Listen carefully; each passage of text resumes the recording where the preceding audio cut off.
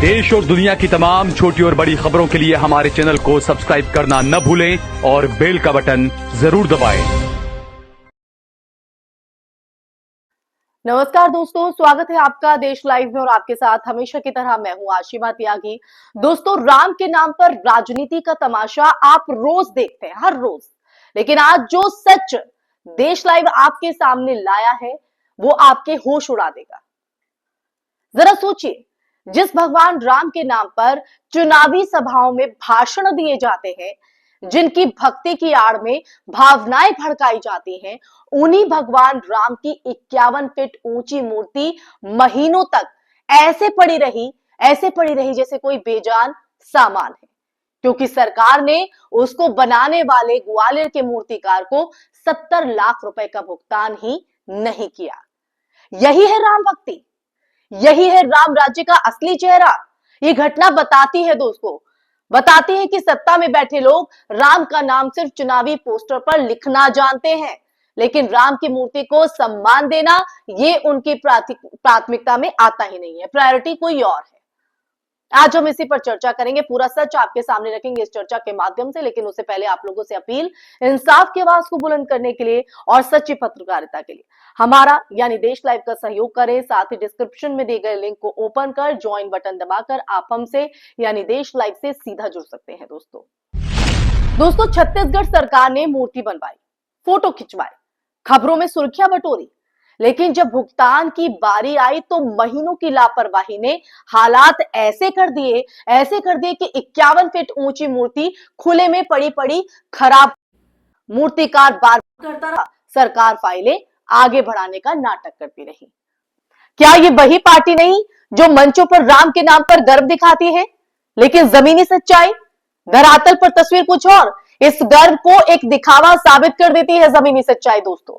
और ध्यान रखिए, ये मूर्ति कोई 5 से 10 फीट की नहीं, पूरे 51 फीट की मूर्ति है। इसे बनाने में महीनों मेहनत लगी होगी, करोड़ों का ढांचा खड़ा हुआ, लेकिन सरकार की नीयत और नीतियों में इतनी अव्यवस्था है, इतनी कि भुगतान तक समय पर नहीं दिया गया।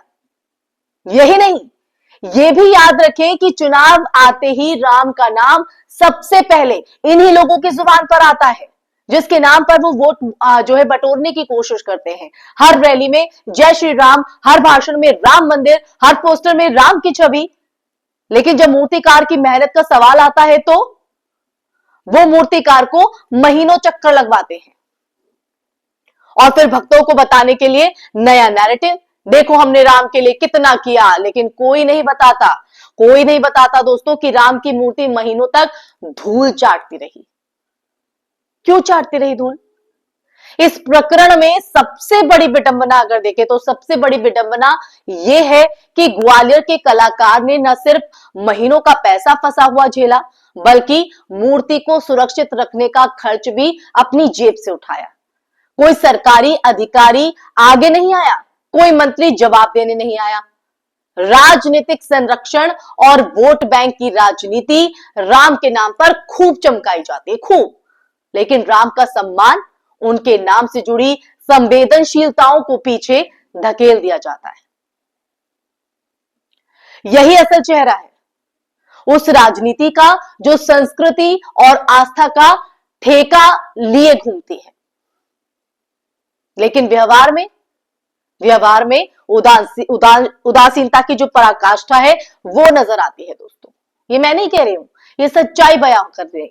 मुरैना के एक ऐती धाम में अब मूर्ति स्थापित होना शायद इस मूर्तिकार के लिए राहत की बात हो, लेकिन ये पूरी घटना अगर देखें तो पूरे देश के लिए एक बड़ा सवाल छोड़ जाती है कि क्या हम भगवान के नाम का इस्तेमाल राजनीतिक मार्केटिंग के लिए करते करते इतने खोखले हो चुके हैं कि उनके प्रति सम्मान भी अब सिर्फ एक वोट बैंक का औजार बन गया है। अगर राम के नाम पर सत्ता चाहिए तो राम की मूर्ति का सम्मान भी तो होना चाहिए।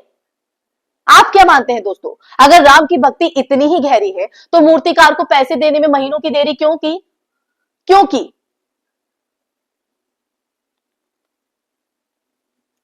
ये सवाल इसलिए खड़े होते हैं क्योंकि दोस्तों हर मंच से हम सुनते हैं, राम का नारा सुनते हैं, राम भक्ति की बात हम देखते हैं, लेकिन जब असल में जमीनी तस्वीर को हम देखते हैं तो वो तस्वीर बिल्कुल पलट जाती है। ना तो कोई सवाल होता है और ना वो राम भक्त दिखाई देते हैं जो इसकी बात करते नजर आते हैं। महीनों की देरी तो यही दर्शाती है कि मूर्तिकार को उसका पैसा नहीं मिल पाया। अंत में ये घटना सिर्फ एक मूर्ति की कहानी नहीं दोस्तों, ये उस सिस्टम की भी पोल खोलती है जो धार्मिक आस्था को सिर्फ चुनावी भाषणों में इस्तेमाल करता है। लेकिन जब काम की बारी आती है तो वही सरकारें चुप्पी ओढ़ लेती हैं। हम सबको इस एक सवाल पर गंभीरता से सोचना चाहिए कि क्या भगवान का नाम राजनीति की भीड़ में सिर्फ एक नारा बनकर रह गया है? अगर हां, तो यह सिर्फ मूर्तिकारों का नहीं, हमारी सामूहिक चेतना का अपमान है।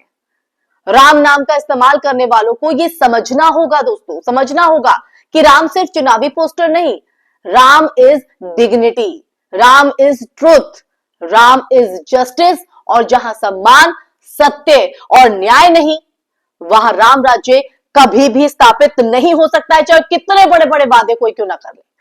राम की आड़ में क्यों ना वो लोगों को गुमराह करने की कोशिश करे, राम भक्ति की आड़ में आस्था से जोड़ने की क्यों ना कोशिश करे।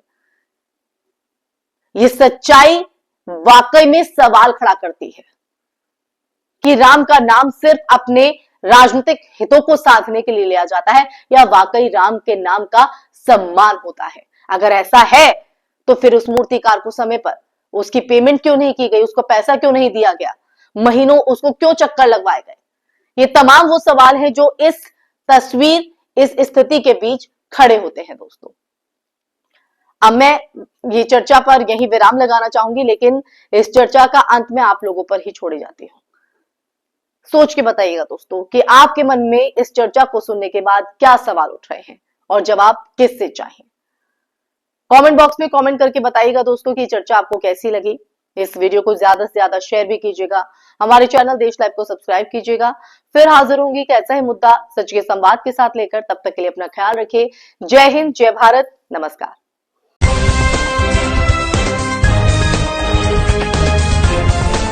देश और दुनिया की तमाम छोटी और बड़ी खबरों के लिए हमारे चैनल को सब्सक्राइब करना न भूलें और बेल का बटन जरूर दबाएं।